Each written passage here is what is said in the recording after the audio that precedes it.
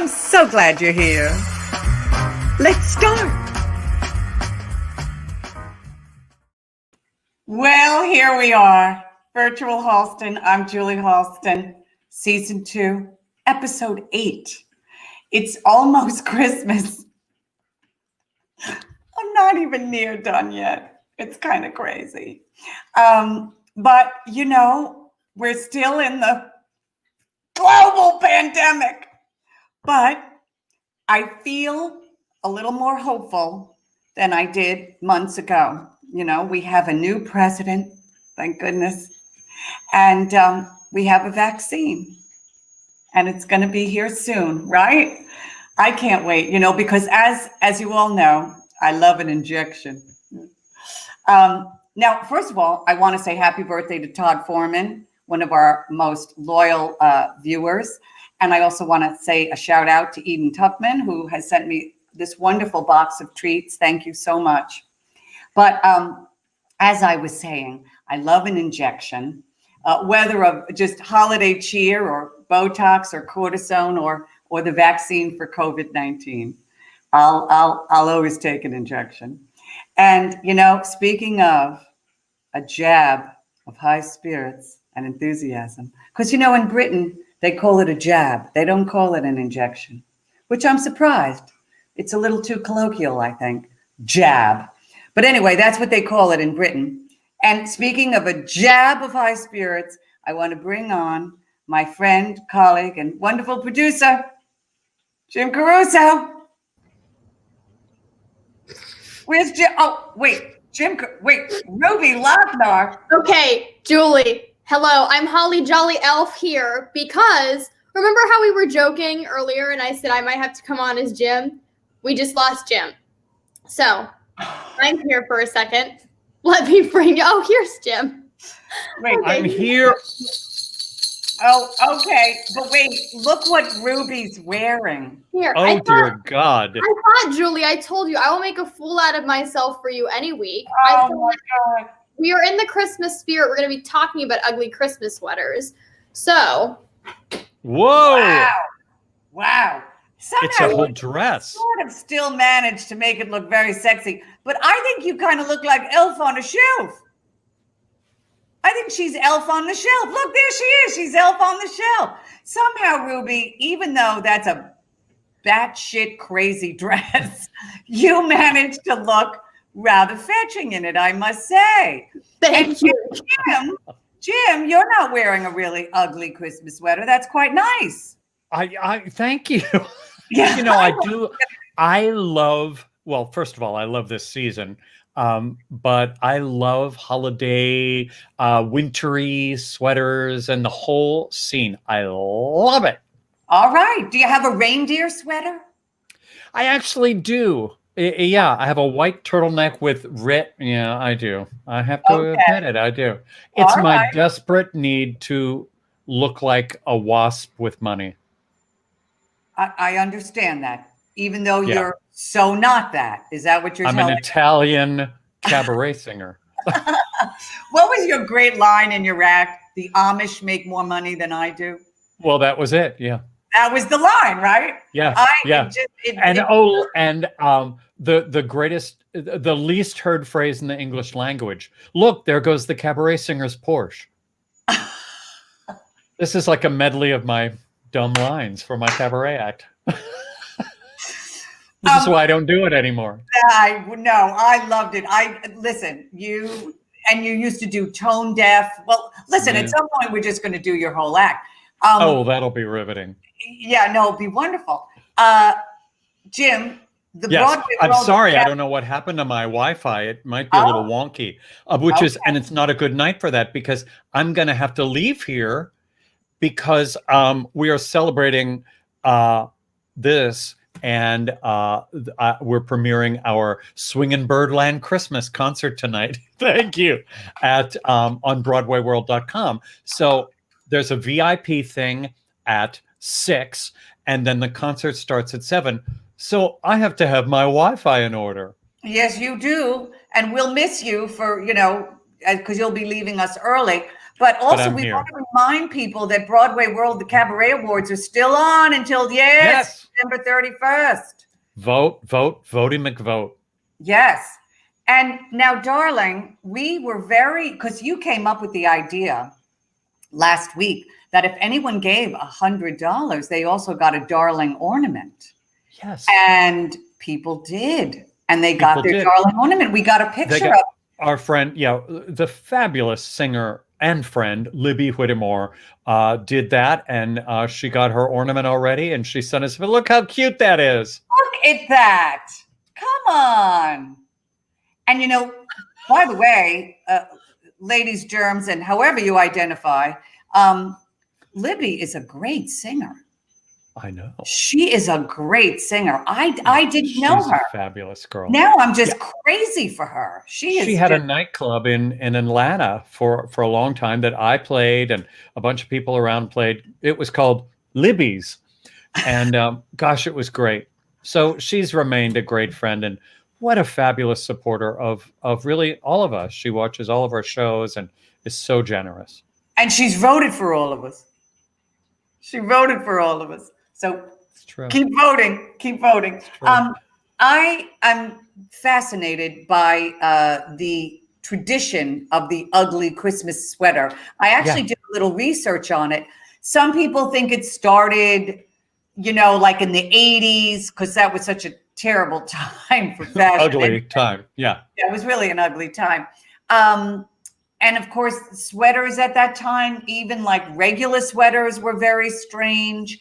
So I guess it morphed into the ugly Christmas thing. And now it's become a big, big deal. And they actually have contests like all over the world for the ugliest Christmas sweater. And they really do. So anyway, we found some true winners, I think. Ruben, can you bring some of those up? Wow. Wow, that is rough. Wow. And that's hard to sit down in, I would think. Does that go all the way around? Well, you're going to crack some bulbs. I always say, oh, that's nice. Oh, there's a reindeer. There's a reindeer. That's a cheerful. Can we just say this? If I was, dare I say, dating a male who identified as a heterosexual male, and if he came to the door with that sweater, I might think the date was going to go differently. Yeah. That guy doesn't look happy. He looks like he was paid to wear it, but that is a thick neck on that guy, I just want to say. That is not a... That's disturbing. It's pornography. And you know what? It's pornography. Let's just say it. And that guy, and he might be a lovely man. I have that sweater, Eric Carpus says. No, you can't have that sweater, Eric. Jim, you've been frozen on us. Jim got frozen from he is in such shock from the sweater. Probably because my sweater was so ugly. I don't know what's going on with Jim's Wi-Fi. Let's see if we can get him back. But that last one, can we put that last one up for a minute again, darling? Of course. Yeah, the porno. Yeah. See, not only is the sweater so disturbing, but that man, he might be a lovely man. He might be a lovely, lovely guy. I feel like he's into porn as well. There's something very disturbing about the whole look. Wow. And he's carrying what? Diet Coke or vodka neat? Either way, the whole thing is disturbing. Eggnog, who knows? Yeah, eggnog. Ooh, yeah, with fentanyl in it. Anyway, crazy. Now, do we have any more or no? Well, no, besides the insane one that I'm wearing. No, those were our top 3 as far as ugly Christmas sweaters go. Also, I am communicating with Jim. He's having some Wi-Fi issues. This is not the night for him to be having Wi-Fi issues. Well, no, it is not. All right, we're gonna have to really help him out here. But I do want to say, oh, darling, no. You need some eggnog right now, darling. I know. Yikes. Oh, and he froze again. Yeah, he froze again. Oh, no. But you know what? If you do have an ugly Christmas sweater, and who doesn't? I don't. But if you do, take a picture of yourself and send it to us Julie L. Halston, there we are at gmail.com. Now, I also wanted to tell our wonderful viewers and friends, this is our last show of the year. We are not going to have a show on Christmas, which is next Friday, because I need some time off.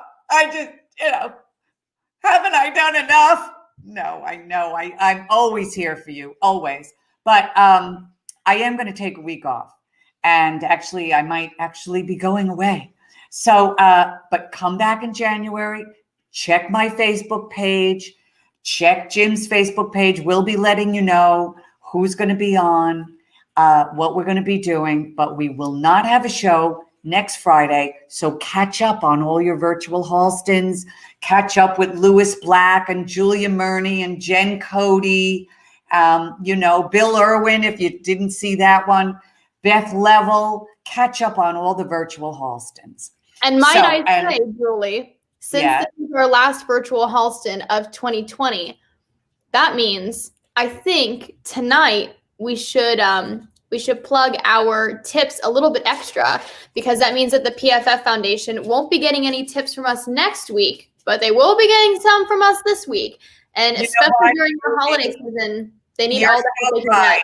You're so right. And this is why we do this. Why do we do this show? Well, Jim forced me into it. No, the real reason is we want to entertain you. We want to bring you great artists, great conversation, a lot of laughter. This is such a difficult time.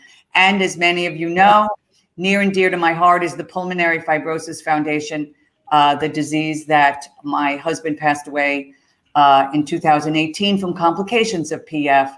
And it's my mission to help others get their oxygen, get the right doctors, go to the right care centers. And this is the end of the year. This is the time to make those donations so that you can get your tax write-offs. So, it's important to do all the charities that we can. And, but yes, please feel free to, no donation is too small or too large. And I want to thank you all for your loyalty and generosity. Since May, we've been doing this show, and you've all you have made the difference in all our lives. And I want to thank you for that. But anyway, thank you again, Venmo, PayPal. Jim, are you with us? I think I shut down. I deloaded. What? I think we're okay. Okay. Well, deloaded. Deloaded. Like de-hody. De-hody and deloaded. Ruby, I think you have a new place to live. Can you tell us about it? The North Pole. No, I'm just kidding. Very, very exciting. I think it was last week that I said I was still in the apartment searching process. We have now been approved. The lease signing was yesterday. We have been furniture shopping to the point that I feel like I can't look at another couch or else my head is going to explode. But it's been a great way to end such a very strange year. But I'm just so excited to truly be able to start fresh in the new year and pretty much kind of all new. We've decided to kind of just completely redo our new apartment, all new furniture, starting fresh, starting with something really fun and exciting for the new year. So I'm thrilled to be done with the apartment search. Oh no, we're thrilled for you. It's very stressful. It's very hard. Yay. Yay. That's so wonderful. Well, everyone, she's young and beautiful and very successful. And now she's the owner of a new lease on life, as it were, a brand new, gorgeous apartment. Bye, Ruby. Bye. She really has the life, doesn't she, Jim? I know. She's making it happen. She's one of those kids. She's 21. I know. Where would we be without her? She called me 36 weeks ago and said, we can take Cast Party to YouTube. And I said, nah, forget it. And she said, no, let's just do one. And now 36 weeks later, I'm still doing Pajama Cast Party thanks to Ruby. And then you were right behind me with Virtual Halston. I didn't know what to say to you, and you kept saying, no, let's do this. And you kept saying, Ruby Lochnar, she's great. We've got to work with her. I called her on the phone. Who the hell? I don't know. Who are you, Ruby Lochner? What was she, 18 at that point? I mean, or 10? But she was so poised and confident, and she was just so lovely. And here we are. We've done this. And show. here we are on our goodness. magnificent television series. Exactly, with our merch. Oh, yes. With our merch. And our great friends that are joining us today. I know. It really is. It's very moving. I mean, I honestly don't think I could have gotten through this year without all of them and you and Ruby and doing this show. And, it forced me to sort of get out of bed and put some makeup on and join the game of life again. You know what I mean? Because it was a very depressing situation. The theater world just shut down. That's my whole life. And, I'm a widow and not merry at this point, when the pandemic started. Who would be merry? And now I da da da da da da da da da da da. Wow. Yeah, no, crazy. I don't know if you're merry, but you're crazy. I'm crazy. Well, talk about crazy. I'm crazy for our guests. Oh, They me too. talk about a way to end Virtual Halston's, holiday time and this year. Liz Callaway and Ann Callaway, two of the most talented supernovas on planet Earth, and they are sisters. I'm sure everyone out there knows who they are, but if for some reason you don't know anything about show business, let me just give you a brief little thing. Liz Callaway, Broadway star. First of all, she's a Broadway star. Tony-nominated actress. You might know her from Cats or Baby or Miss Saigon or Spitfire Grill. And she's done so many CDs. She's worked with so many symphonies and the Pops. And she's just incredible. She's really sort of Stephen Sondheim's, like, one of his favorite singers. She's worked with him many times. And, of course, Ann, we've known Ann from the cabaret world, platinum selling recording artist. You might know her from the Nanny theme. She has so many CDs. She's a jazzer. She's done Broadway. She's also a Tony nominated actress from Swing. They really have done it all. They've also both been like TV hosts, which we're going to get into, but they're incredible. So let's bring them on. Ann Callaway and Liz Callaway. Hello, everybody. Hello. What an This makes my day. It So really good to see you does. guys. We have big smiles.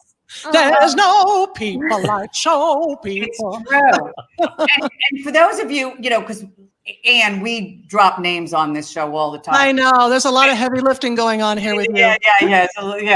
We drop names. But the fact is, Jim and I do know everyone in show business pretty much. I mean, I'm waiting for Michelle Obama,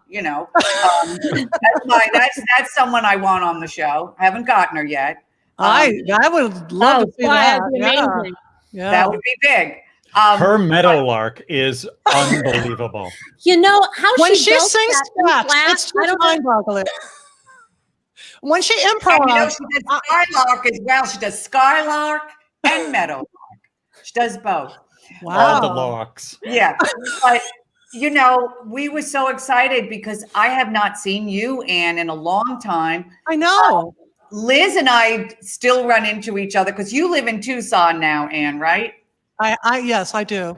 But You do. I spend a lot of time in New York when I'm not in a pandemic, though. I'm actually in New York City more now, or then, and hopefully next year we'll get to go back and see my sister Yeah, and everybody. that a lot. Yes. Yay! And Liz, I do run into occasionally, but Liz and I have done many a benefit together. Oh, yeah. In fact, the last one we did, we all ended up, the talent ended up at this very wealthy person's house. It was a benefit for the Hudson Valley. Or the Hudson Stage Company. Hudson Stage Yeah, Company, your husband's company. Yeah. And we ended up in a bathtub. Can we see that picture, Ruby? Look As at that. one does. No, come on as now. one does. Yes. As one does. You might notice Seth Rudetsky and Christine Petty and oh my God, it was just, Jenkins, and I think Lindsay Mendez I think Lindsay was in that too. Yeah. Yes, that was us right before we did the performance. and it was just there. And so we just couldn't resist anything for a photo op, not realizing that we would then make it to the, onto your show. Exactly. But I mean, first of all, what are you doing with that kind of tub? That's crazy. I know. I forget. It was the people who own this house. They donated. They let us do this benefit there, and they had like a wing of the house that was for the talent before we went on stage, and we just couldn't help ourselves. We couldn't. We had to hop in. I'm surprised you didn't do Bob, Ted, Carol, and Alice. I mean, that definitely seems like Oh God, that sort of lifestyle. Oh, it was a little crazy. Crazy, I have to say. Kind of like that Christmas sweater with the guy in the antler makeup. That was a little crazy too. I'm still thinking about that, Julie. Thank you. I don't know if I can get that out of my mind. I'm going to try. It's vaguely disturbing on a lot of levels. Well, first of all, can we do a little walk down memory lane, just a little for our viewers? Sure. Because they love it when we do this. Hi, viewers. How are you? And we do, I have to tell you, Ann, and particularly through Broadway World, we have literally like tens of thousands of viewers. It's crazy. That's amazing. Congratulations. Amazing. But I'm not surprised, though. When you're good, you're good. It's wonderful. And we love them all. And they're so great and generous. So we have, we found a pic of the two of you as children. And Aww. There you are. Yes, I'm the taller sister. I literally remember that moment we were having that picture taken. Do you really? Ann remembers but Ann has the most remarkable memory. She remembers like what people were wearing the day I was born. Yes, yeah. I do. Well, I remember the ping in your voice, the Broadway destined voice, when Mom opened the door and there was my brand new baby sister, and you were crying so loud it was just deafening. And of course you would star in Broadway shows and get a Tony nomination. And that's just natural. That's what happened. She was destined. Well, how old were you both in that photo? How old were you, Ann? I'm not really sure. I think I look like I'm about maybe 5, and Liz is. I think I look like 3 or 4. Yeah, so then I'm 6. Yeah. 6. Yeah, Okay. 6 or 7. I think, but I would love to know like what the caption of that would be. Like she's I look full of mischief. Yeah, I've got something in mind. That was the sofa that Liz and our favorite thing to do as children was to take Sears catalog, and we would say, okay, if you had $1 million, what would you buy? And yes, the Christmas wish book. Oh my God, I forgot about that. Oh God, I love the memories. We used to do that with the catalogs, only we didn't say if we had $1 million, we'd say, do you like this one better than this one, or this one better than we would do? You're talking about the models or the items? Yeah, well, everything actually. But let me ask you this: He's cute. You guys, like Ann, were you taking piano lessons at that point, or no? None of it. No, I wasn't. But growing up with our mom, who was an amazing pianist, we'd come home from school. And she'd be playing Gershwin, or and our dad would sometimes even be at the piano making up stuff. But we moved to New York, and then we got piano lessons, both of us, with a very scary and mean person. And Liz, actually, I'm surprised you're not the pianist in the family, because you did much better than I did. I was traumatized by her. I was terrible. I think maybe that's why I quit. Maybe I should. She was one of the people that actually hit your hand. And then I studied with somebody when I was 16, and who was an amazing classical pianist from Paris. But I studied jazz piano. I was just basically an ear girl, and I studied just by listening and playing, because I had to play the piano. And you still can do that. I mean, that's what and it's amazing, your gift. You can just hear something and improvise. I think I took lessons for 2 years, and I was pretty good at it, but I just hated practicing. I hated making mistakes. I couldn't bear it. And I just, and I wanted to take ballet lessons instead, Oh, which served me so well. I well, remember in Riverdale, you would be setting the table and doing balletic movement as you put the forks down and the plates down. Yes, And you were and the first Broadway show Ann and I saw when we were kids was Company, and our parents saw it first, and they brought home the cast album and went crazy. I used to do the TikTok dance across the oh board. yeah, TikTok. Oh my God! Now you need to be on TikTok, Liz. I should do the TikTok You dance. need to do the TikTok dance on TikTok, and let me tell you, You heard it here. people will go cuckoo crazy for you. right, and I'm sure Michelle I Obama like will that want you to want to idea. be our friend. Yeah. That is right. I took piano lessons for a couple of years, and I'll never forget it. My piano teacher was really despairing because I was terrible. I have an ear for nothing. I have an ear for earrings. That's what I have an ear for earrings. By the way, these earrings, I'm going to drop some names and then we're going to applaud. These earrings were given to me by Bernadette Peters. Oh, wow. Let me pick up that name. Wow. How Anyway, wonderful. the piano teacher said to my mother, "Your daughter is very talented, but not at the piano." That was the very end of it. So now we do have a picture of your wonderful mom, and we all knew your mom. There she is. Oh. And there's your son, Liz, and Ann, and there's Shirley. She was just great. She was a great coach, great singer. She could play the piano. She really was. And, you know, and your dad, John, was a legendary Chicago journalist, TV and radio. And so you were both very informed and also very musical. But then what is the trajectory? Because I got a little confused here when I was doing my research on you. Did you girls did not go to college and you came right to New York, or what was this situation? We went to we both went to college, but for very, very short. I went for a quarter. Okay. 2.5 months, and Ann went I for 2 years. served 2 years. We call it a drive-by education. That's kind of our joke. Yes, You know, Ann served 2 years. and our dad was a college dropout too. I mean, but we wanted to get our education. I decided to move to New York and create an education. And Liz thought she'd be hanging out at University of Cincinnati longer. And you just said, I'm going to move to New York too. And at first I was like, really? And Well, then it was like the best thing ever, you know? But actually, I left Cincinnati after 2 months because I was offered a job in California. That's right. Yeah. And it was like an equity musical theater repertory company in San Jose. And so I remember calling mom and dad up and to say, especially dad, when I told him that I had this job opportunity and I wanted to leave college, I think it was the happiest day of his life. He was like, now as a parent of a child who's gone through college, I understand. Right. But I went and the job fell through. So I was 17. I was living, and I worked at an amusement park, Marriott's Great America in Santa Clara. I had worked at the amusement park in Gurnee, Illinois. And Ann came out to visit. Oh, don't talk about that. Well, it's a really good story. But a lot of drinking happened. And then basically Ann was like, I'm going to go to New York. And I said, I'll go with you. I won't go into details about particular Don't. evening, but anyway, so I was 18 and Ann was 21. And we moved, we lived in this like residential hotel that back then there were no like answer, you had like your service.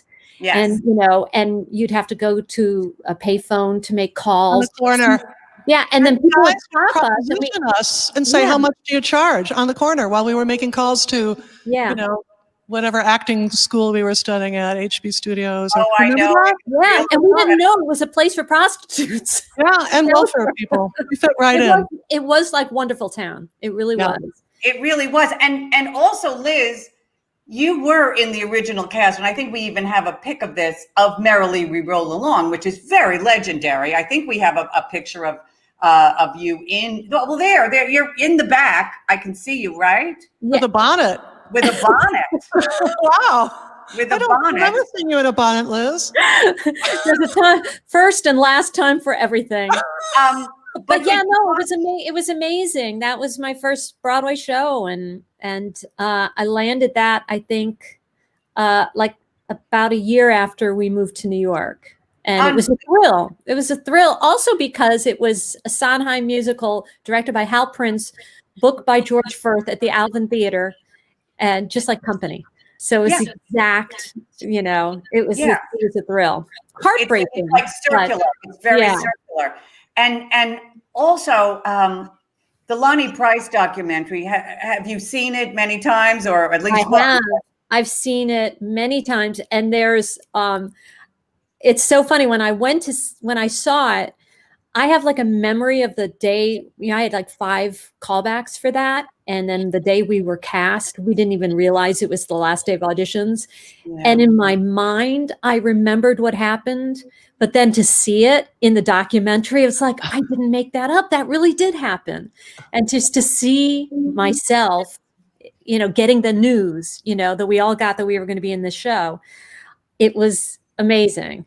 It was amazing. Can I just say how proud I was, because growing up with Liz, she was the most shy person. She would not sing in front of anybody. We had to spy on her when she was in the shower to listen to that gorgeous voice. And so there I was in the audience opening night of Merrily We Roll Along, seeing my sister on Broadway. And it was like, wow, this happened. This actually happened. So I didn't do any theater. I didn't do really any theater or music until I was in high school, because I was so terrified and shy. Okay, if I had your talent, I could rule the earth. I would get C-cup breasts and have your voice, and I could rule the earth. I mean, are you crazy? You were that shy with that gorgeous voice of yours? Oh my gosh. Yeah, but also, it was not, Anne was so accomplished at everything she did. I think I was very intimidated by having Anne as a sister and seeing everything she did brilliantly. And I think I don't know. I think I wanted to find my own way. And I love to sing just with nobody around. Right. It was really good that I went off to college. I mean, I think you really finally just said, okay, I can do my thing. Yeah. And I wonder how many siblings out there are that way. They feel like one person gets to do this, so I can't do that. And now look at our lives. We both are doing what we love, and we got over all that stuff. We didn't do a show. I was worried about performing with Liz because I thought, what if people compare us? And, what if they say something that isn't nice? How will we handle that? We're both such sensitive people. And we just got over ourselves, and we did it because we wanted to do it. And thank God we did. So fear is something to be discarded as soon as possible, and fun is to be sought. So I'm glad we did that. Although the fear never goes away. Oh, I know. It's very nerve-wracking. It is. It's very nerve-wracking. But now, Anne, I remember... Yes, Julie. Yes, I remember, and I think Jim should come back in, because this is really through Jim that I met you, although he might be getting ready to leave soon, but through 88s. Isn't that how? Yes, we hung out. That was our family place. That was our hangout. And oh my God, the people that we hung out with at that time, it was just ridiculous. That was our Liza period. Yeah, Liza Minnelli was like at everything, and we were just, till the wee hours of the morning, and then having breakfast around the corner in the village, and those were great days. It really was. I was thinking about that this morning, actually, wasn't it? Yeah. Someone made a documentary of that. If you were able, yes, I hope somebody does. Amazing thing. Yeah. Well, Liza did try to make it. There was talk of a documentary of that. No, it was a feature film that Liza wanted to make about 88s and about that world. And we were all in it. We were all going to be part of it. And that never happened, but it sure was a good idea. Who knows? Maybe somebody will make it happen. And maybe we'll get together one night and start drawing up a sketch of what it could be. I mean, it's never too late to have a dream come true. That's what my life is about. I have dreams really, really young or really, really early, and they don't come true and for years, sometimes decades. And I'm so glad that I just keep them in mind, because eventually the time is right. And so you never know, it could be a great movie or something. That was a great time. There was so much energy and so much creativity. Yeah. in the group that we were hanging out with. And it was very invigorating, I think, to all of us to do more. And I remember I don't know if I took Ann, but I went with Ann to see Julie Halston Yes. at 88. And Yes. you Oh sat my God, across Julie. from We were me. just like, I was just awestruck. It was like, how could anyone be that funny and fabulous and brilliant all at the same time? It was just electrifying. And here we are all these years later. I do remember seeing you guys, and Anne was like, her head was like banging on the table, which was so great. And I'm usually a very discreet audience member, but I made an exception. well, I loved it. But now wait, Anne, when did you start composing? I remember my first song when I was 3. I composed a little TV jingle when I was 3 years old. Tozy sots are good for you. Eat 'em all up, you'll love 'em. That's the song I wrote when I was 3 years old. And then I thought I should be the 5th Beatle by the time I was 10, and Santa Claus gave me a guitar, and I started writing, brooding young songs about life. In my attic bedroom when everyone else was sleeping downstairs and I was alone. And then when I was 12 and was listening to Joni Mitchell and discovering Carole King and James Taylor, then I really got serious. And I mean, I just needed to express myself. I was a very emotional, worried, philosophical young person. And thank God for songwriting, because it really gave me a way of expressing who I am, so that I wouldn't do something destructive to myself. Yes, no, I think that a lot of us feel that way about a lot of things, Yeah. Very true. I've always said that, if I didn't really go into acting, I'd be one of those people who like sit at the bar and say things like, I met Charles Bush once. Trying to play for me, thank God. Thank God. Yeah. But now, what I never knew about you, Liz, was that from 87 to 91 or so, you were a children's television host? Ready to Yeah, I'm a lot of people don't know that. I was I did a show called Ready to Go. I co-hosted it in Boston for the CBS affiliate, Ready to Go, or RTG. And the first year it was live from 6 to 7 in the morning. And I had to get up at like 4 o'clock in the morning. And Anne would call me, like, I'm getting ready to go to bed. I just want to make sure you're up. And I was like such a night owl. It was just like so crazy. Yeah. But it was an amazing. I loved it. I didn't know what I was doing for a long time, but Liz, you were really good at it. You did an excellent job. Kids. It was like Good Morning America for kids.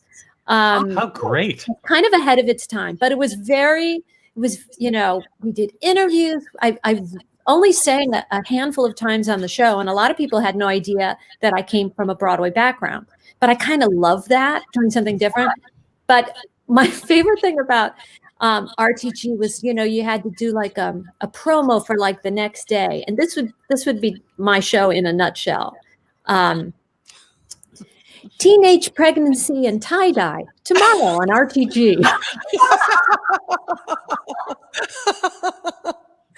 And that's going in the musical. That's going in the musical. I interviewed the New Kids on the Block before they became the New Kids on the Block, and then after they became famous. And oh my God, Will Smith and all these people were on the show, and it was great. I loved it. Anne came actually one time and visited, and she came on the show, and we actually sang. I posted on my YouTube channel. I found we sang "Wind Beneath My Wings."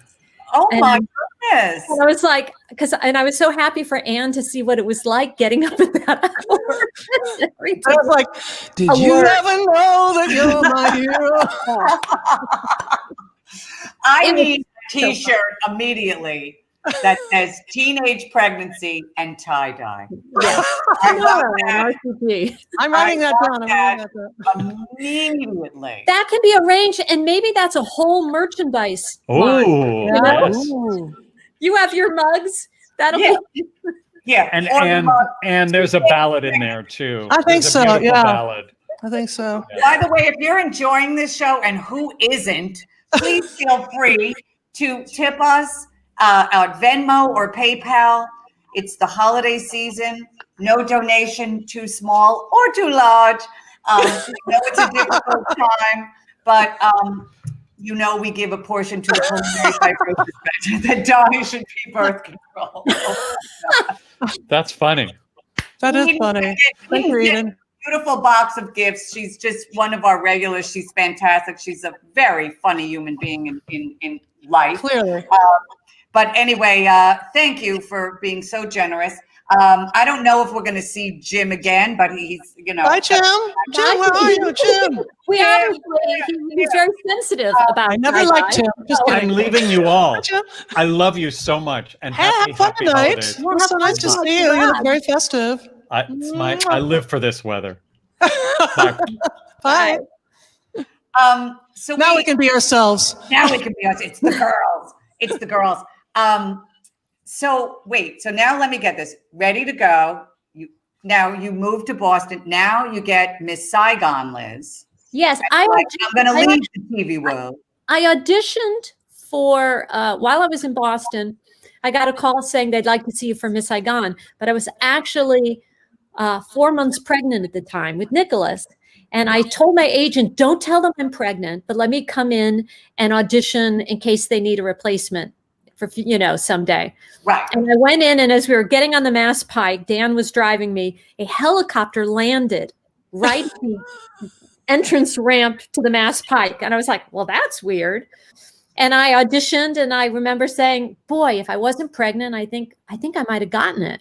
And they said they'd work around me. And Nicholas was born a month before the first preview. I started rehearsals like eight months pregnant.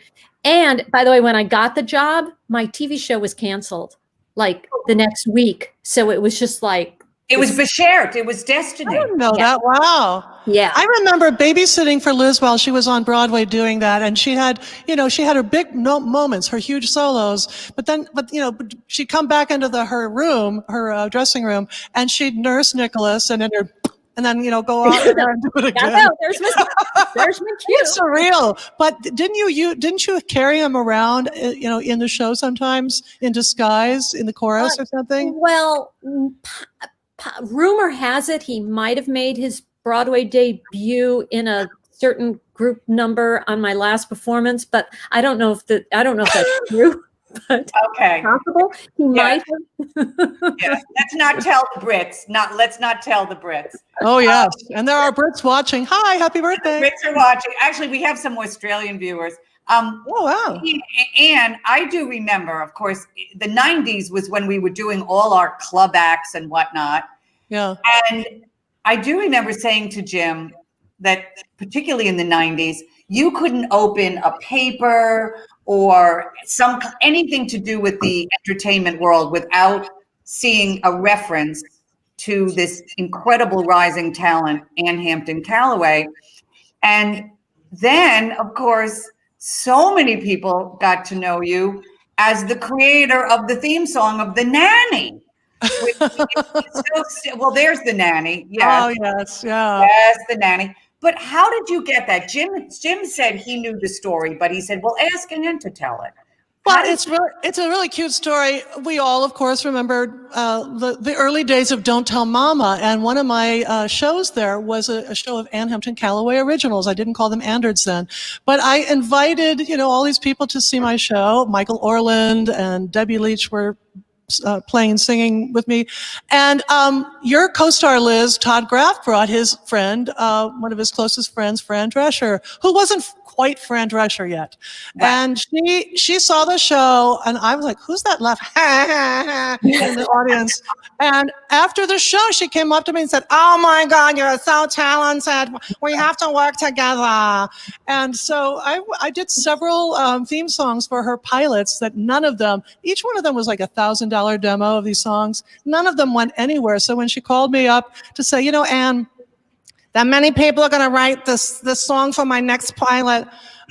She didn't tell me that I was competing with all these Hollywood people, but I wrote 2 songs for The Nanny, and I had no idea. This is how misinformed I was at the possibility of that becoming an international, iconic show. Our mutual attorney, Mark Sendroff, said, Ann, would you like to pay my bill as just, by the hour or a percentage, and I chose percentage. And that was a huge mistake. So, Yes. but it was a real thrill that when she asked me to do the song. And then I asked Liz to do backup vocals. I originally said to Fran she should have the Manhattan Transfer do the theme song, but she said, no, I want you. And so I got Liz. Ooh, There you go. What's happening to our signal here? Oh, it's getting a little Can you hear funky. me? Yes, I can hear you. Hello. Now, Liz, is Liz on? Because I can't see her from my screen. Yeah, we'll get Ruby Hello. on, maybe. Ruby. I can see you, Ann. I'm here. Everything looks fine on my end. Yeah, you're this, okay. this is one of the things about the pandemic is the show must go on aspect of technology, which our audiences have been so forgiving of. We're doing our best, but technology is fascinating. When it will throw a curveball. Yes, it's very crazy. By the way, while we're waiting, I want you to see my fun hat. Thank you. There you go. Oh my God, you're adorable. I've never had so much light on my face in my Sorry. Like literally since Tootsie, there's not this much light on my face. I get off the virtual Halston and I go into the bathroom to look at myself, which is for real, and I go, ah! Do you know what I mean? Because it's like, who is that? But now wait, we can't not talk about the fact that who enters your lives, the lady herself, Barbra Streisand. I think we have a picture of you, Ann, there you are, with Barbara. And how the heck did that come about? Oh, you dropped a name. Oh. How did Barbara come about? How, you were breaking up a little bit. What was the question about Streisand? How did how the heck single, is that what you mean? How did Barbara come about in your life? She was born. When she was born, she was very young. Barbara was a huge influence. And when I wrote a song called At the Same Time in 1987, I think it was August 16th, I knew that I wanted Barbra Streisand to record the song. And 10 years later to the date, she did actually record At the Same Time and release it on her CD, Higher Ground. But Amanda McBroom was the person who was the liaison to Barbara's A&R person. And she said to Jay, who was looking for inspirational songs, oh, you should hear Ann Callaway's song. I know she wanted Barbara to record it and you should meet with her. And so I did. And he asked me during the meeting, so how do you feel about rewrites? And I said, whatever it takes, not knowing that 150 rewrites later, she would do the song. But it was the thrill of my lifetime. And she's recorded 2 other songs of mine that all the songs have been on 7 CDs. So thank you, Barbara. And then Liz has been her understudy on the shows. Not understudy, but I was her stand-in. But I do want to say one more thing about At the Same Time that not everyone knows is when Ann and I did Sibling Revelry at Rainbow and Stars, and which is what our album, our CD. It's from there, and so many people know that. We actually did At the Same Time in the show. That was kind of like our ballad that we did in the second half of the show. But Ann had this dream of Barbra Streisand recording it, and so you asked if we could not put it on Sibling Revelry because you thought that she wouldn't want to record a song that had already been recorded. So we didn't put it on. And I actually turned down Liza Minnelli too, and some other people. Yeah, which I think is so I love that. We should re-release that. I know. It's amazing. I want to hear that recording. But and you also wrote the wedding song that she sang to her husband James Brolin. Correct? It is correct. And frozen, but it is correct. Yes. You know what, girls? You talk. I'm going to reboot my computer. No, maybe that's too dangerous. I'm going to leave the show and come back. How about that? All right. Because, I love you. Don't say anything too witty without me. Come back. All right. Liz, now, the thing about Ann is a sister that nobody realizes, and she would just hate if people would know. So wait, what? So What's it my like to be- connection with What's it Streisand. like to be rehearsal Barbara Streisand? Yeah, it was surreal. I was hired to I went down to Philadelphia and I would, they sent me a binder like of all the lyrics to the song she was thinking of doing. Right. And it was all very mysterious. And then we rehearsed every day at an ice hockey arena in Trenton, New Jersey. Oh my Lord. They had the set, and I would just be sitting there, and then they'd say, Liz, come up on stage and run through The Way We Were with the orchestra. Or, the first day of rehearsal, Il Divo was doing her concert tour. And so they said, let's run through Evergreen with Il Divo. So I'm reading the teleprompter and all this stuff. But I got to sing with her, I got to sing with the 60-piece orchestra. I would be doing her patter, to rehearse, the lights and whatever. It's like, it's so satisfying hearing other artists sing songs I've written and in different languages. Welcome, my special guest, Il Divo. And then they would sing a line in French and I would sing a line in French. It was just surreal. But it was the greatest thing. I did it for 2 of her tours. It was just like 2 weeks each time.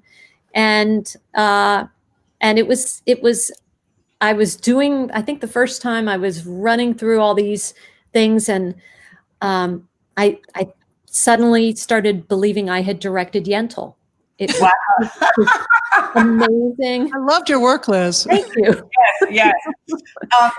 Ann Harada was on the show, and she was the rehearsal Liza Oh, wow. at the Palace. So she told about what it was like to be the rehearsal Liza.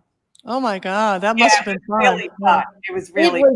Oh my God, that's amazing. It really was like the greatest gig. The second tour was her Back to Brooklyn tour, and I was a little more relaxed for that one because I kind of knew what it was. Right. But having grown up loving all of Barbra Streisand's albums and everything, it was just kind of amazing then to just get to, sing her stuff. It was very scary knowing that she was sometimes in the audience watching as I would run through something, but it was a really fun gig.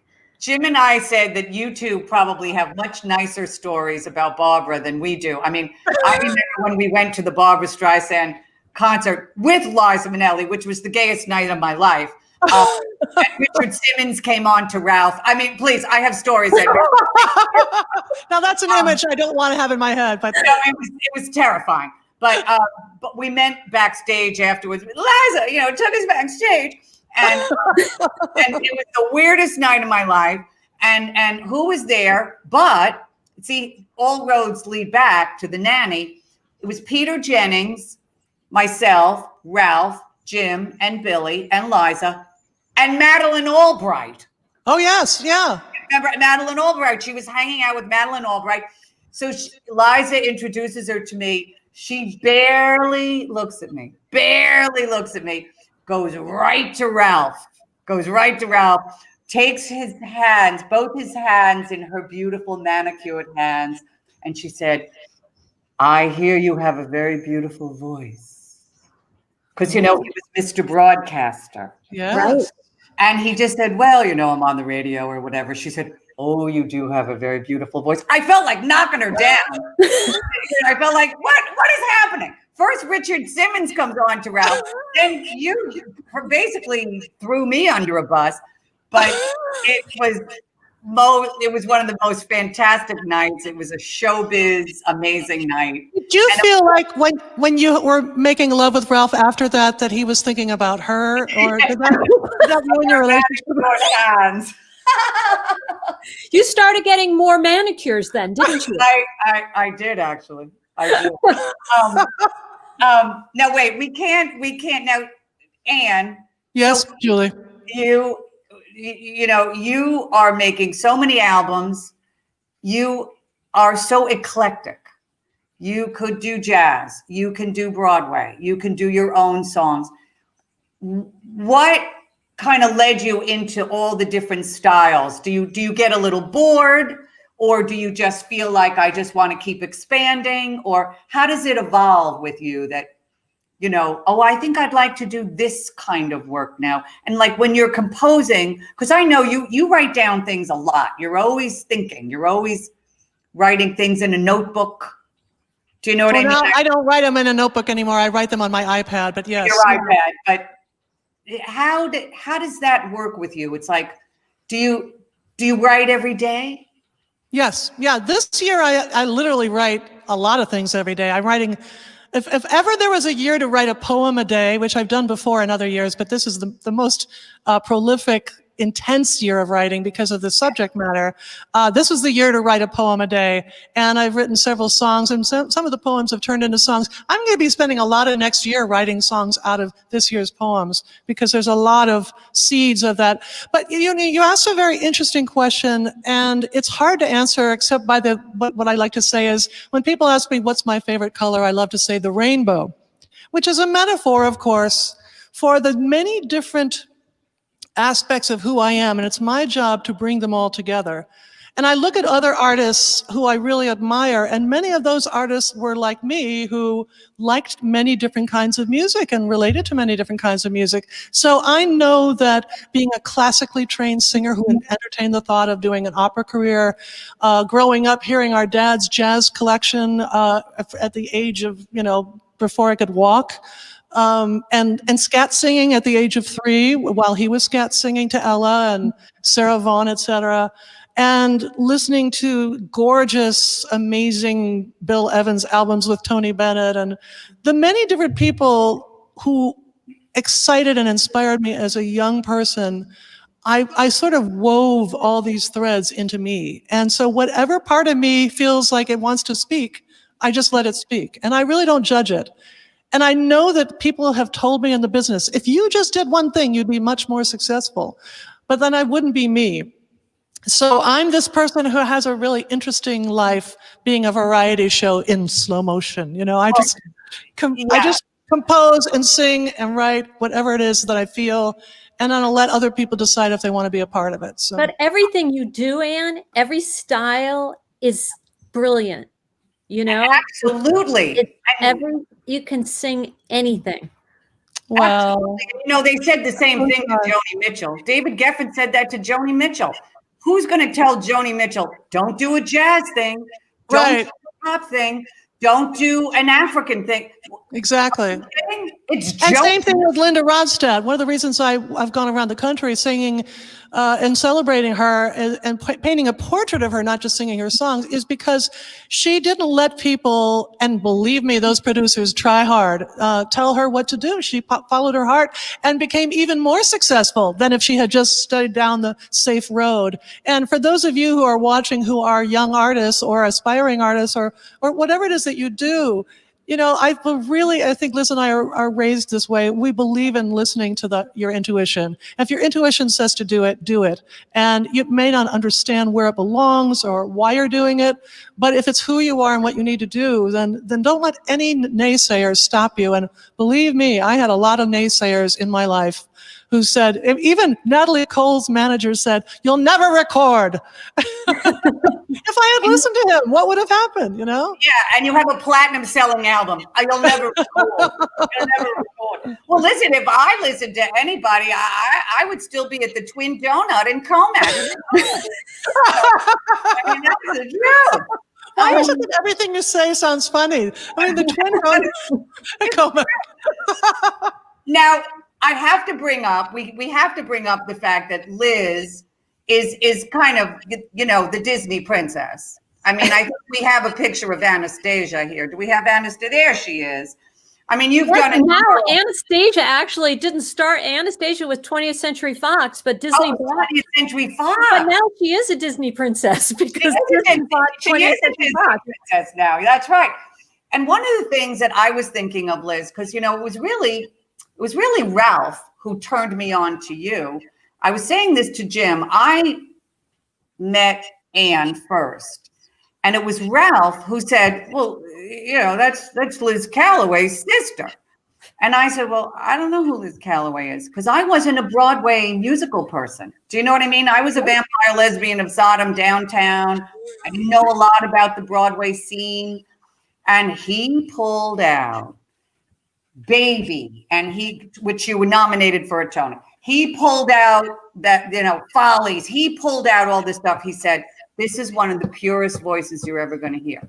So of course I became very besotted with your voice. And it is such an uncluttered sound. It's a pure sound. I think you must be told this a Wow. lot. I love that word, uncluttered. That's a really interesting word. Uncluttered. Yeah, nice. And I thought, of course, she's the perfect voice for animation. You have to have that clarity. And I think that's why Sondheim, of course, adores you so much too. It's the clarity. But do you have singers that you adore that are very different than you, or do you like that kind of pure clarity sound, or what are who do you listen to? Oh, yeah, well, I think about really, I would say, rather than who do I listen to now, it's the influences growing up that I think had Pam Myers and Company. She sang Another 100 People, and I think that's sort of how I learned to sing. Maybe was listening to her. I loved Edie Gourmet was a hero. Oh, I love her. Oh God, incredible. She can Marilyn do McCoo of The Fifth Dimension. I've had I loved 60s music, Petula Clark, lots of, Barbara Streisand, Carole King. I don't know. It's so interesting. There's so many people who don't know that Ann and I are sisters because we're so different, Right. and our voices are so different. Everything, but when we come together, we somehow fit. And what was it John Simon or someone said about our voices? I was champagne and lady. No, you were champagne and ladyfingers, and I was port and a cigar or something. Oh, I love it. Yeah, I love it. But I've just always had this is just my voice, and it had, you know what I mean? And I'm so lucky to have, there was a period of time where I did so many animated movies, which was just, that's the gift that keeps on giving, because I meet so many people who will, especially Anastasia, but will say, that was the soundtrack of my life. And if they hear me sing from it, they just like burst into tears, because it just means, it means It's like how we felt about Sound of Music and Mary Poppins. Yeah, and some of those exactly. My Fair Lady. Yeah. Which is amazing, especially when you do an animated movie, which it's not like doing a regular movie that you're on the set for months and months. You do another song every 6 months or something. Anastasia took 2 years, but it wasn't that many days of work. Right. And you do it, and then you have no idea what the impact is going to have on people. Right. So it's. And a lot of people, though, still talk about you doing Grisabella in Cats. I mean, you did it for 5 years, right? Yeah, on and off for 5 years. I think. There you are. Oh my goodness! There I am. How did you?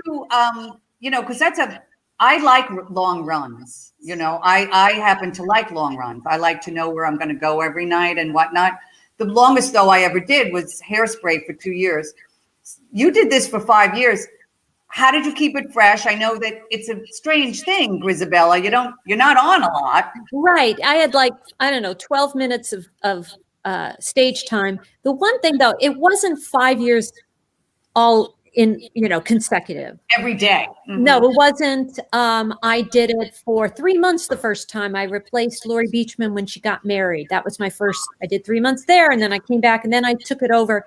And they were, because it was a long running show, the producers were incredibly wonderful about letting me out to do other things. So I did Anastasia all throughout that. I'd need a week off to go to Los Angeles to do that. They gave me 2 weeks off to do Sibling Revelry with Ann at Rainbow and Stars. They were just great. And because of the role, it wasn't the kind of role that you got tired of doing. There was just, there were so many different, there were different ways to do it, and different, every night felt fresh. The thing that was hard, though, for 5 years on and off, putting on that makeup. Oh yeah, and taking it off. The makeup part got a little old. Oh sure. And taking off the makeup, it's like a washcloth with a big thing of mineral oil and just like washing my face with oil to get the makeup off. Well, that's what I do every night, actually. Oh yeah. Yes, because you look beautiful and you get all made up every day of the pandemic. Right. Me, not so much. I did put on jeans today instead of sweatpants because I was like, Wow, Liz. sure, Go, girl. I'm gonna be fancy. Um, Now, you have both worked together, like you mentioned Sibling Revelry. You also did Boom at Birdland, which was a 60s show, right? 60s and 70s. 60s and 70s, yeah. Mhm. Yeah. What's the best part of working together, and what's the not best part of working together? Oh, wow. Well, we love being together, and we have a great time. Whether it's the creation of a show, the collaboration with Alex and Liz's husband Dan, our director. But I think I love rehearsals with Liz when we goof off and every song is a polka. There's just a sense of fun and singing with a person who you love so much that you've known your entire life. And just the ways that it's like we share the same angel. We have the same, if I go off on a word, Liz knows which wrong word to sing with me. There's just this connection that's electrifying. And it's brought us closer together, don't you think, Liz? yes, and just for me, the best part is just singing. When we sing together, it's just there's nothing like it, and we just feel each other, and that's been one of, and I'm going to get all emotional. That's been one of the frustrations of the pandemic, is because, we do all this stuff and you do all this virtual recording, and Ann and I have not done anything yet together. And we've tried, and it's hard. And we have a couple of ways we've done of, people have hired us to sing at events, private events, and we've sort of found a way of filming something, Right. one at a time. And I've said to Ann, it's like, I want us to be in the same room together because it's just not the same. And yet when we are in the room, we just feel each other. There's just no question of how we sing together. And it's just the most amazing experience. And I miss it desperately. Yes, we miss it. We miss it as audience members. I mean, I've seen the both of you perform, and literally, it's kind of embarrassing, actually. The minute you step on the stage, I start weeping. And hear those glorious voices, and by the end, I'm mush. I'm a mess. And, Jim or somebody always wants to take a picture, and I'm... Julie, it's interesting. I think one of the things that people respond to about us singing together, it's not just the singing, it's the love. It's just the affection, the teasing, the silliness, the depth of experience that we share, and I think the love. There's a lot of people who aren't close to their family, and there's a lot of people who have held a grudge for too long. And so many people come up to us after the shows and say, "Oh, I have been out of touch with my brother or sister, etc." And they see us and they go, well, "Maybe I should give them a call." And I feel like that's part of the experience of any kind of performance, is the love that you have with your fellow musicians. So you just share such intimate parts of who you are with them. Especially when they're your beloved sister. So yes, it's fantastic. And Liz, you have a new CD out. I think we have something to share. Gorgeous. Yes. There it is. Yes, in October, I decided to make a Christmas album in October. There you go. Christmas albums are always made in July, never October. Yeah. Ann was my biggest cheerleader when I was doing it, but it's acoustic. It's with the wonderful guitarist Peter Calo, and it's I'm so delighted by the reaction from people. It's a very kind of intimate album of this year, and it was crazy to do, but it was crazy to do it in October during a pandemic, right. But it turned out so well, and it's nice. Ann has been so prolific during the pandemic. Well, I was going to say this. I don't know if I would call myself particularly that I have accomplished a whole lot, but I know if you had told me on October 1st that I would have recorded and produced a Christmas album, Like I would have said, you're crazy. Right. And so I feel I'm just so happy to have made something that I think is bringing happiness to people, and warmth, I hope, with the, because I think music is one of the most important things we have, happening right now, that connects us and that is helping us get through this. We all need that connection. It's true. Can I though. just say something? You are so prolific and you are so talented and you have done so many things that I said this to to Lewis Black too. You dropped another name. More printer cartridges because there is so much about Ann Callaway when you Google her. And I was doing my research on Ann. I was like, I ran out of printering. Staples and get another number 63 cartridge. Oh my God. I had to do that yesterday too, but not for the same reason, but that's so funny. Can I just make one quick point, Julie? I just want to say something publicly. Liz is one of the most perfectionistic, indecisive people I've ever met. It's true. And I think there's a lesson in all of this, that she made this record. And for all of you out there who I don't know when, maybe someday I'll do this, maybe someday I'll do that. I'm so proud of you that you had an idea that it just I want to do this. And you didn't talk yourself out of it. You didn't overthink it. And you had no time to be a perfectionist. But you're already perfect naturally. You had no time to overthink it and make too many decisions and no, not that, no, not that.